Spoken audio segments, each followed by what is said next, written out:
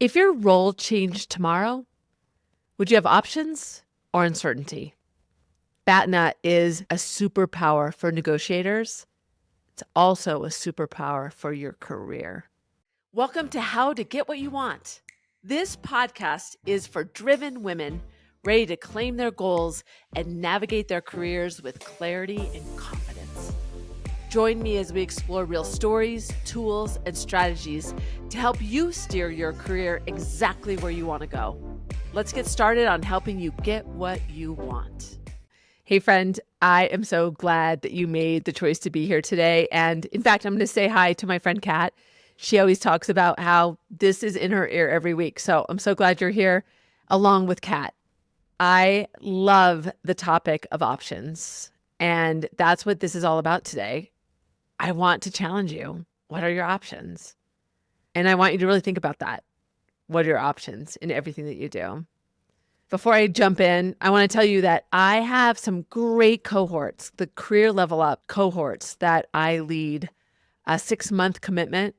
If you're interested in leveling up your career, having a support system, and being a part of building your network, you can find out more by going to the show notes. You can get it there, or you can reach out to me at negotiationlove.com and you can learn more. I'd love to meet you and invest in you. Let's jump right in. I was with a senior leader last week. I was actually facilitating a Director Plus group, and the boss's boss walked in and was just observing, and they were working on, they were in breakout, so they were talking amongst themselves. So he and I started talking, and they had just gone through a huge reorg, and we were talking about options. And he goes, you know what's amazing to me? That people don't have options in their career. They believe it's almost like they believe the company thinks that they should be supplying options. And he goes, and that's what people need to feel comfortable, to feel confident. And I thought that was so interesting, because I want you to hear this. The senior leader was saying basically that he would expect that the people in the room have a plan, have another job offer, have another option, another company that they've been looking at, or a network that can support them, even when things are going well or not. And I thought that was so important, because we believe that if we were looking for a job, like if we told our boss that we were looking for another job, or we are interested in pursuing something different, that they would just be like, all right, fine, then here's the door. There you go. But that's not the reality. And we are so afraid, or we don't have the time, to be honest, to look at what options are around us. And it's so important. It's all in our control, is what he said. It's all in their control. They're doing nothing about it. So think about that. Don't wait to feel like you're needing something. When you have options, there's strength in that.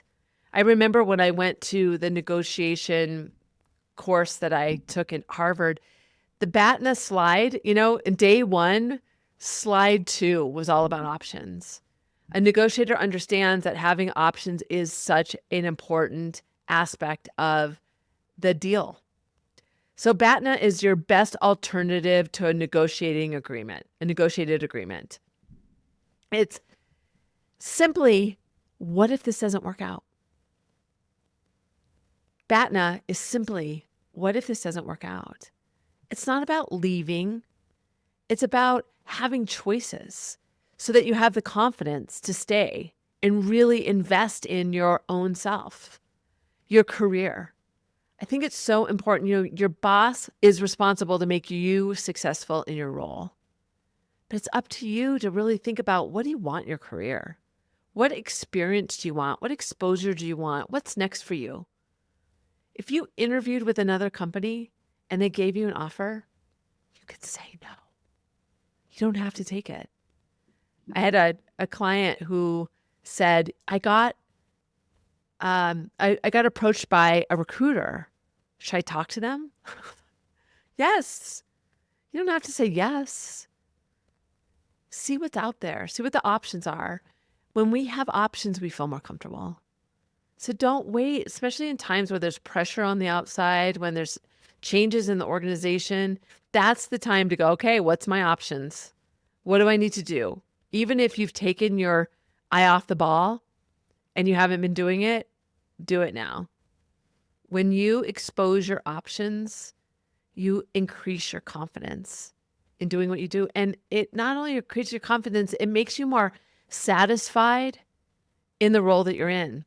And BATNA isn't a buzzword. Scholars describe it as your decision compass. It's the point where you know what's worth saying yes to and what isn't. Because if you're unhappy and you get another option, you can say yes to that.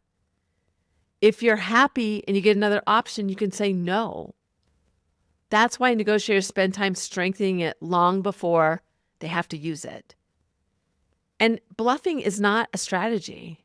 So pretending like you have options doesn't work out, because what if they say, okay, I can't meet you there? You have to have options that are realistic. Studies on career adaptability show that people who actually build options handle uncertainty better. They literally change. It literally changes the way their brain sees challenges. Literally, when you have options, your brain doesn't look at it as, oh my gosh, we have to get this done. It says, all right, this is a challenge. How do we move forward? Career resilience research suggests that it's not just about weathering the change. Preparedness matters. The more options you build, the more control you feel. Prepare is like location, location, location. In your career, don't think about it as only when you're looking for something else. Think about your career as a portfolio. There's times where you need to make investments, like an investment portfolio. Sometimes you need to make investments all along the way. It's about having that portfolio so that you have the investments that you need to be able to manage through the uncertainty, like layoffs, reorgs, leadership changes, budget freezes. Stability comes from knowing you have options. It's not about just being where you are and just figuring out later.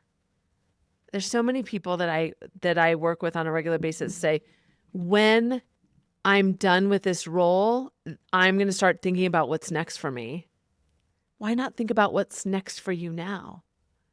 And start to think about, if what's next for you is something around thought leadership or presenting more, then how can you get that investment for your portfolio now? How can you get the exposure you need?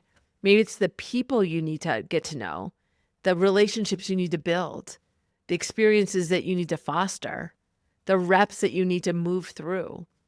What portfolio investment do you need to make when you think about your career? I literally think about a portfolio that you open up and you can see like all the different things that you want the investment to be in. What does that look like for you? I had a client who I talked to her about this, and she said yes, understood, said she was going to do it, never took any action, said she was busy. And she was very close to her boss, and she was really good at what she did. She had influence. She was a hard worker. She had been in the role for a long time. She just felt like a lot of security. She didn't feel like she needed to do any investment in any options into her portfolio of what's next for her. And she got let go. And she was so blindsided. She didn't see it at all. And she really wished she would have taken the time to think about, where did she want to invest in? She was so focused on what she did. She wasn't even looking at how could she support others in the organization? How could she think about where she wanted to go further in the organization? So what senior leadership she needed to get to know. She hadn't spent time refining some skills in areas that she wasn't as strong as. She had an opportunity during that time to add things to her resume that she didn't, because she wasn't thinking about her career as a portfolio, as the options that she has of things around her where she can add to who she was as a professional, and also building the network outside of her role with companies, with people, so that when she didn't have anywhere to go, she really didn't know what to do. She was out of work for months, especially as you go up in an organization. Getting that job back, that role at that same level is really not easy. So there's just less of them.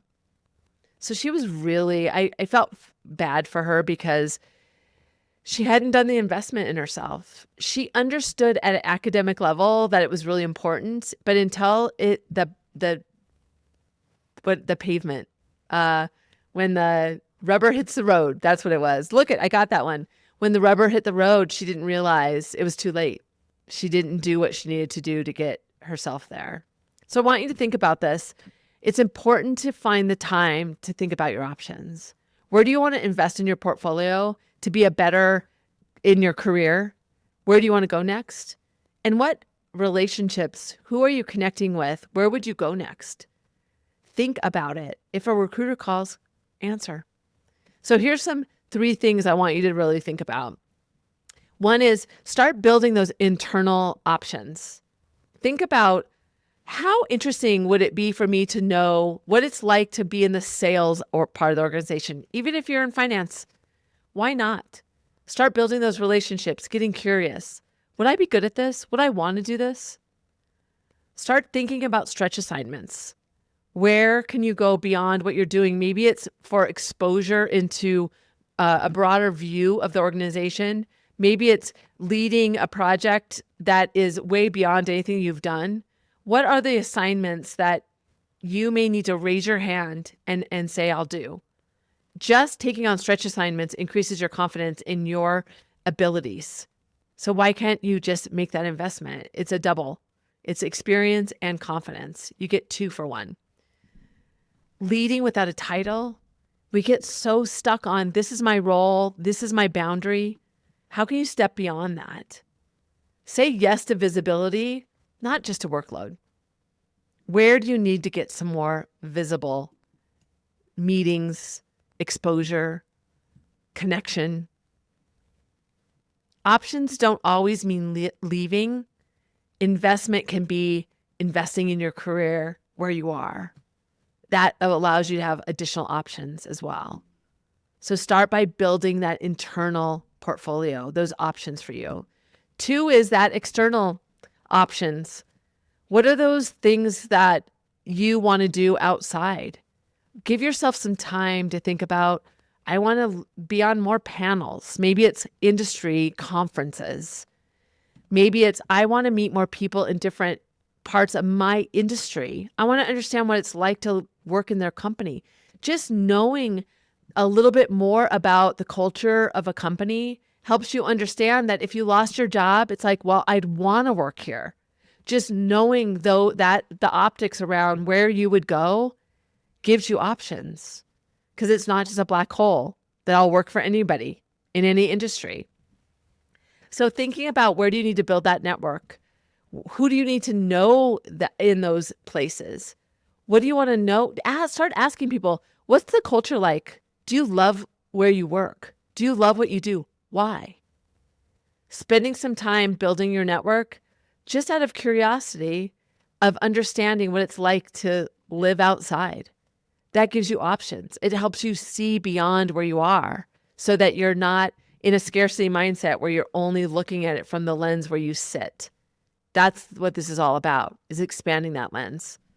And then invest in skills that you're not being asked for. How can you really think about building that network, building your influence? How do you show people that you're a strategic thinker? Reach out to a senior leader, help them see the value that you bring. Frame up after somebody has presented something, give them a different perspective, or help them see it from your lens. It's not always about what you do. It's who you know. And making those investments internally and externally, and making sure that you understand your ROI And framing it so other people understand that too allows you to be seen. And you never know what value and options that gives you. You don't know until you get out. How is somebody going to know the value you bring? They want to be successful. They don't look or just assume. People don't read your mind. They don't know exactly what you do.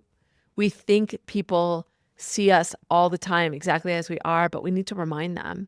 How do we frame to them in an easy way that is contextually accurate for them? Understand how you fit into their world. Having options is about knowing people, having the relationships that you can trust and confide in.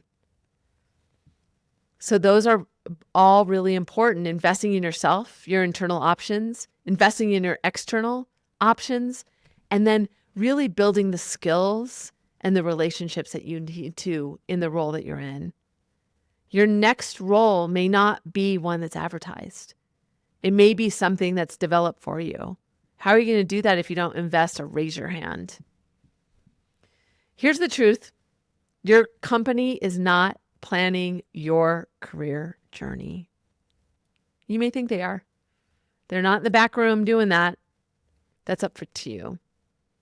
So thinking about your career options, whether it's outside, whether it's inside, about the investment that you need to make in your portfolio of your career, what skills do you want to learn? That gives you options. Your BATNA isn't an exit plan. It's a peace of mind. It increases your confidence in what you do. You'll be better in your role if you have options. Remember what that senior leader, he couldn't believe when people come to him during all this turmoil, all this change, all this downsizing, even though their role was secure in the moment. He said, I can't believe they don't have options for themselves. Why do they think that's up to me? So I want you to think about, these are your reflection questions. I really want you to be serious about what options am I actively building? Where do I just assume and I overinvest and this is not giving me more value to my portfolio? And if everything changed tomorrow, what would I do? Who would I call? Where would I go? These aren't questions to ask when it happens. These are questions to build your options now. Think about this. Don't panic. Don't freeze. Don't go, Susie, don't give me one more thing to think about. But your career is up to you. Don't be assuming that it's up to somebody else. It's about how do you want to build your portfolio? What does that portfolio look like? When you look back on your career, you're going to be happy and proud of your portfolio. That's what it's all about, being proud of your portfolio. So build your options, because getting what you want isn't about waiting. It's about choosing. It's about raising your hand before you're ready so that you can get the investment, the times, the reps, the experience, the exposure, the relationships that you need to have options so you are comfortable, confident, and moving forward. I'm so glad you made the choice to be here today because it's such an important topic. What are your options? What are you going to do about it? Make the space and time to ask yourself those questions. If you know somebody that needs to do the same, feel free to share this. I think the best thing to show that you care about somebody is to show them that you were thinking about them. Just forward this on to them. Let them think about what's next for them so that they have options and they invest in their own portfolio. Remember, this is a negotiator mindset. Having options is what great negotiators do. They know it and they actively do it. So it's not just a skill, it's a mindset. So glad you made the choice to be here today with me.